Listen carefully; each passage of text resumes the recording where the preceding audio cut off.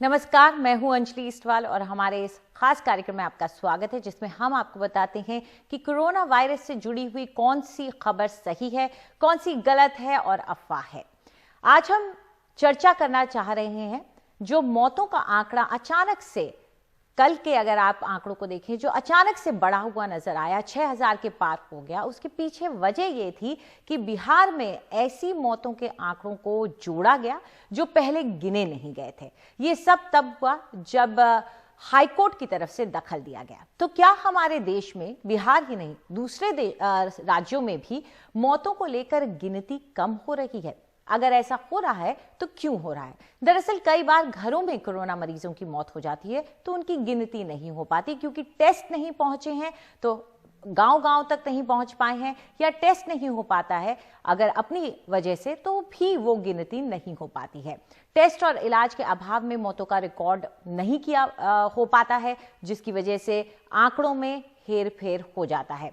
अस्पताल और जिलों के तरफ से भी नंबर भेजने में कई बार लापरवाही कर दी जाती है और ये हमें पता है कि मौतें कई हुई हैं जो गिनी नहीं जा रही, क्योंकि कई बार दाह संस्कार तक नहीं होता है। नदियों में बह करके जो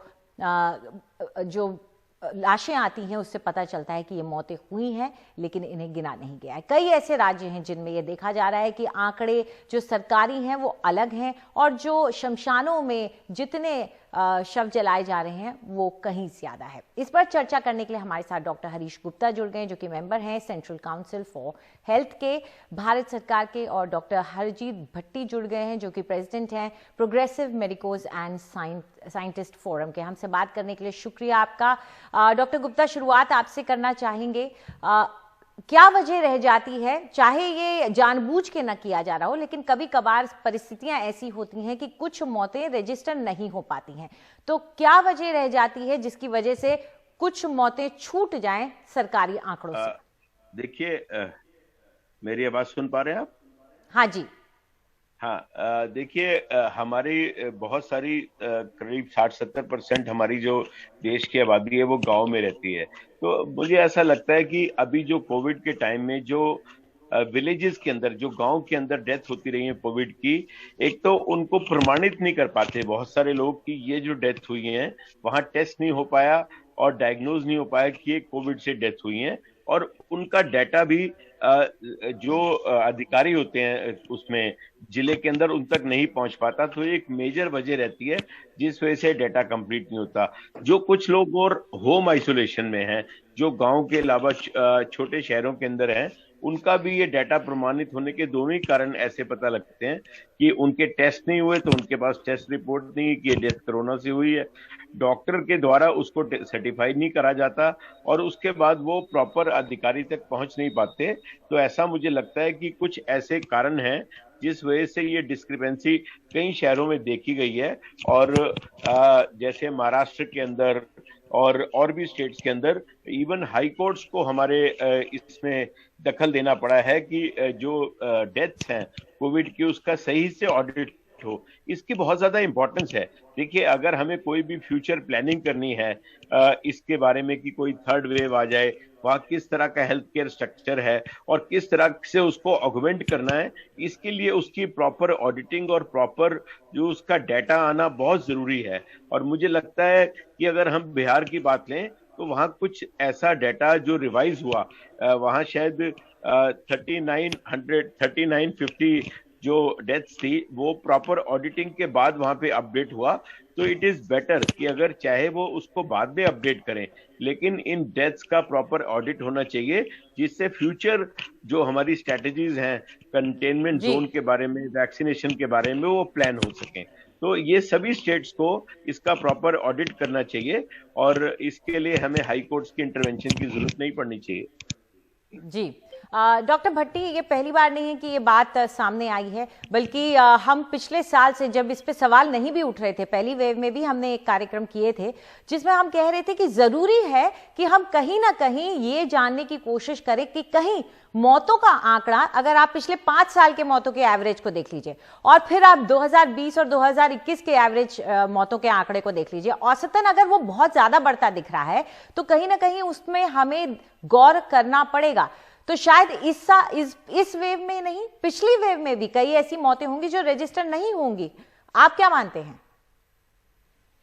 जी, देखिए, सबसे पहले तो हमें इंडिया का जो डेथ रजिस्ट्रेशन का सिस्टम है उसको थोड़ा सा समझने की जरूरत है। मैं बहुत ब्रीफली बताऊंगा कि जो हमारा registration of birth and death act बना था 1969 में, उसके बाद से लेके थोड़ा इंप्रूवमेंट हुआ।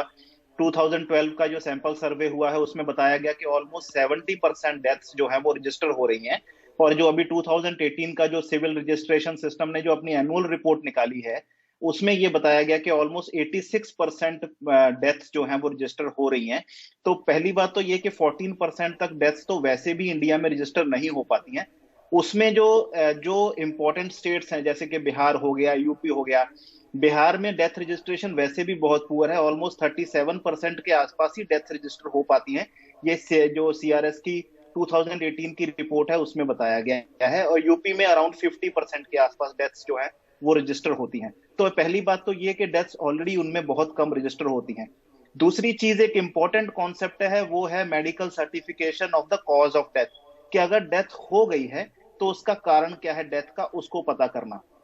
उसमें अभी तक इनफैक्ट 2018 की जो रिपोर्ट आई है उसके मुताबिक भी सिर्फ ऑलमोस्ट 20% डेथ्स हैं जिनका हमें कॉज ऑफ डेथ पता होता है कि रजिस्टर तो हो गई, लेकिन उनका ये पता करना कि वो किस वजह से उनकी डेथ हुई है, तो वो कॉज ऑफ डेथ सिर्फ 20% लोगों में ही पता लग पाता है। क्योंकि जो अर्बन एरिया में इंस्टीट्यूशंस में डेथ होती है सिर्फ उनका पता चलता है। और बिहार जैसे जो स्टेट है उनमें तो सिर्फ 5% डेथ्स का ही कॉज ऑफ डेथ हमें पता चलता है। यूपी में 12-13% के आसपास ही कॉज ऑफ डेथ पता चलता है। अब उसके बाद आती है अब की बात, कि अब की अगर हम बात करें तो आज की डेट में कॉज ऑफ डेथ पता करने के लिए सबसे इंपॉर्टेंट थी टेस्टिंग, क्योंकि गोल्ड स्टैंडर्ड आरटीपीसीआर है, लेकिन रिसोर्सेज के अभाव की वजह से, जनसंख्या बहुत बड़ी होने की वजह से आरटीपीसीआर सबके अंदर नहीं किया गया। हमने सिर्फ रैपिड एंटीजन टेस्ट के ऊपर काफी भरोसा किया। रैपिड एंटीजन टेस्ट वैसे भी फॉल्स नेगेटिव टेस्ट देता है, ऑलमोस्ट 50% के आसपास वो गलत आता है वो टेस्ट।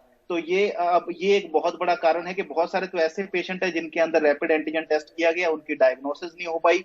दूसरे जो आंकड़े हमारे पास आज आ रहे हैं, जहां इनफैक्ट जो बिहार ने भी आंकड़े ऐड किए हैं, वो सिर्फ उनके हॉस्पिटल से लिए गए आंकड़े हैं, जो डिस्ट्रिक्ट हॉस्पिटल्स थे, जो प्राइवेट हॉस्पिटल्स थे। लेकिन हमें ये बात समझनी होगी कि इंडिया में आज भी हॉस्पिटल से जो कॉज ऑफ डेथ के साथ जो डेथ्स होती हैं वो सिर्फ अराउंड पूरे इंडिया में 20% के आसपास हैं। तो ये एक बहुत बड़ा कारण है कि हमारा जो पूरा का पूरा डेथ रजिस्ट्रेशन का medical certification of cause of death का जो ओवरऑल जो सिस्टम ही है, वो सिस्टम ही इतना इंटैक्ट नहीं है, इतना पावरफुल नहीं था कि वो पूरी डेथ्स को रजिस्टर कर सके, उनका कॉज ऑफ डेथ बता सके। उसमें कोविड के टाइम पे हमने ये देखा है कि कोविड के टाइम पे ये आपदा और ज्यादा भारी हो गई। और हम जो भी अभी आंकड़े अभी देख रहे हैं, अगर हम उनको पुराने स्टैटिस्टिक्स से मिलाएं और अगर हम लेके ओवरऑल आंकड़े निकालें, तो जो भी आंकड़े हमें मिल रहे हैं, ऐसा एक्सपेक्टेड है कि जो एक्चुअल नंबर ऑफ डेथ्स होंगी वो 4 या 5 टाइम्स इससे ज्यादा हो सकती हैं। जी बिल्कुल, आप दोनों ने ये पूरी जो जानकारी है हमें बड़ी विस्तार से समझाई है और ये सही है। हमें कहीं ना कहीं अपने सिस्टम को दुरुस्त करना पड़ेगा, तब जाकर के हम इनको सही तरीके से, इन मृत्यु के आंकड़ों को सही तरीके से गिन पाएंगे। और जैसे डॉक्टर गुप्ता भी कह रहे थे, ये जरूरी है आगे की स्ट्रैटेजी बनाने के लिए। शुक्रिया आप दोनों का हमारे साथ जुड़ने के लिए। फिलहाल एक छोटा सा ब्रेक ले रहे हैं, ब्रेक के बाद लौटेंगे तो एनडीटीवी और गूगल की खास मुहिम वैक्सीनेट इंडिया।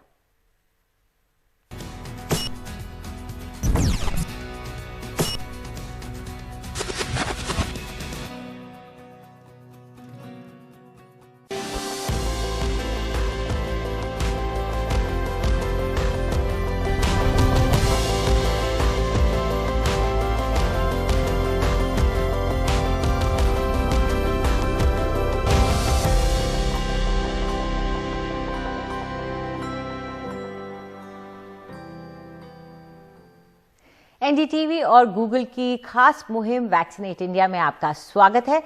आज हम आपको कोविड टीके की खास जानकारी देने वाले हैं। वैसे तो ज्यादातर जानकारी आपको एक गूगल सर्च से मिल जाती है, लेकिन डॉक्टर की तरफ से दी हुई जानकारी खास अहम हो जाती है। इसीलिए हमारे साथ आज जुड़ रहे हैं डॉक्टर एम वली, जो कि सीनियर फिजिशियन है गंगाराम हॉस्पिटल में। शुक्रिया डॉक्टर वली आपका हमसे बात करने के लिए। सबसे पहले तो यही जानना चाहेंगे कि अगर हम कोविड के टीके की बात करें तो कौन से ऐसे लोग हैं जो इसको लगवा सकते हैं? हमारे पास क्या क्या ऑप्शंस हैं टीका लगवाने के लिए? देखिए, कोविड का टीका इस वक्त सबसे इम्पोर्टेंट चीज हो गया है कोविड से बचाव के लिए, कोविड से होने वाली बीमारियों के लिए और उनके कॉम्प्लिकेशन के लिए। और इस समय जैसे कि आप दिखा रही हैं, कोवैक्सीन और कोविशील्ड, ये दो टीके रेडिली अवेलेबल हैं। और इसके बाद स्पुतनिक आने वाला है, स्पुतनिक 5। तो कोविशील्ड और कोवैक्सीन ये दोनों जो अवेलेबल हैं, ये दोनों बहुत सेफ हैं।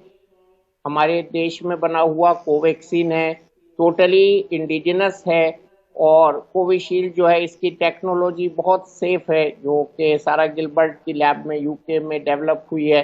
और ये एक वायरस से बनाया गया है, जो कि इसका दूसरा नाम शेडॉक्स है, चिंपैंजी का जो कॉमन कोल्ड का वैक्सीन है, और इसलिए ये सेफ है। और जो कोवैक्सीन है वो भी होलिस्टिक वायरस को लेके बनाया गया है और वो भी बहुत सेफ है। तो ये दोनों वैक्सीन सेफ हैं। जहां तक डोज का सवाल है, इनकी डोज भी 0.5 ml है, सेफ है और ये दी जाती है। और आपने कहा कि किन लोगों के लिए, तो 18 साल से ऊपर के सभी लोगों के लिए, जिसमें हमारे एल्डरली लोग भी शामिल हैं और वो लोग भी शामिल हैं जिनको कोमॉर्बिड कंडीशंस होती हैं। और इसके अलावा एक सवाल लोगों के मन में होता है कि प्रेगनेंसी में कैसे करना चाहिए। तो प्रेगनेंसी की भी ट्रायल्स हो चुकी हैं, लेकिन अभी हमने प्रेग्नेंट लेडीज को अभी इसका इस्तेमाल ऑथराइज नहीं किया है और बहुत जल्दी हो जाएगा ये, क्योंकि कोई भी कॉम्प्लिकेशन प्लेसेंटा में जो प्रेगनेंसी के दौरान देखी गई, ये रिसर्च के दौरान वो नहीं हुआ है। तो ये दोनों वैक्सीन सेफ हैं, 18+ के लिए सेफ हैं। और छोटे बच्चों के ट्रायल की जब हम बात करते हैं, तो हमारे यहाँ वो ट्रायल ऑलरेडी हो रहे हैं। और पटना में और ये सबसे पहले शुरू हुआ, और उसके बाद जो है एम्स न्यू दिल्ली में ये ट्रायल के लिए ऑलरेडी रजिस्टर्ड हो गए हैं कैंडिडेट्स और चल रहा है। तो हर उम्र के लिए हम टीके का इंतजाम बहुत जल्दी करने वाले हैं और छोटे बच्चों के लिए भी इसका इंतजाम बहुत जल्दी शुरू हो जाएगा। लेकिन अभी फिलहाल ये अवेलेबल है 18+ के लिए और बीच में कोई लाइंस ड्रॉ नहीं की गई हैं और ये सब लोगों को उपलब्ध है, कोई शॉर्टेज नहीं है इसकी। और बहुत जल्दी इसमें और टीके ज्वाइन करने वाले हैं। अभी अभी आपने दिखाया है कि G7 देशों ने बहुत बड़ा एक फैसला किया है कोविड के लिए, जिसमें यूएस ने और यूके ने बहुत बड़ी तादाद टीकों की देने का वादा किया है। तो हम बहुत जल्दी कोविड के टीके की जो कई जगह कुछ कमी भी देखी जा रही थी, उसको भी हम मेकअप कर लेंगे और हम बहुत जल्दी अपनी बड़ी पॉपुलेशन को हम दिसंबर 2021 तक हम लक्ष्य रखा है। प्रधानमंत्री जी ने जो उन्होंने अपने लास्ट भाषण में कहा था कि हम अपनी सब पॉपुलेशन को, जो कि एलिजिबल पॉपुलेशन है, उसको हम वैक्सीनेट करने का प्रयास बहुत तेजी से बड़े स्तर पर करने जा रहे हैं। जी डॉक्टर साहब, आपने कहा कि 18 साल की उम्र के ऊपर के जितने भी लोग हैं उन्हें ये टीका लगाना जरूरी है, लेकिन कुछ लोगों में ये चिंता आ जाती है कि हम जवान हैं, हम टीका क्यों लगवाएं, हमारी इम्यूनिटी अच्छी है। तो आप ऐसे लोग जिनको ये हेजिटेंसी है, हिचकिचाहट है, उनको क्या कहेंगे? देखिए, अब इसका कोई स्कोप नहीं रह गया है। आपका चैनल इतना बढ़िया काम कर रहा है वैक्सीनेट इंडिया के नाम से, और ये जो आपकी मुहिम है, मुझे उम्मीद है कि अब कोई भी यंगस्टर ऐसा नहीं सोचेगा, क्योंकि उनको सबसे ज्यादा जरूरत है अपने सिस्टम को इम्यून बनाने की, क्योंकि उनका एक्सपोजर, उनकी एक्टिविटी, उनका बाहर जाना, उनका समाज में घुलना मिलना, ये बहुत ही एक नॉर्मल सी चीज है जो कि वो अवॉइड नहीं करना चाहेंगे। तो इसलिए उनको आजादी के लिए, उनकी और उनकी इम्यूनिटी के लिए और उनको कोविड से बचने के लिए ये टीके में हेजिटेंसी का मुझे कोई भी स्कोप, कोई भी रूम नहीं नजर आता है। बिल्कुल। तो अगर आप चाहते हैं कि जिंदगी नॉर्मल हो, सामान्य हो जाए, तो टीका जरूर लगवाएं। शुक्रिया डॉक्टर वली, आप हमारे साथ जुड़े और आपने हमारे दर्शकों को ये सारी बातें समझाई। तो उम्मीद करते हैं कि आपको अगर मौका मिलता है तो आप जाकर टीका जरूर लगाएंगे, क्योंकि यही एक तरीका है इस महामारी की रोकथाम का। नमस्कार।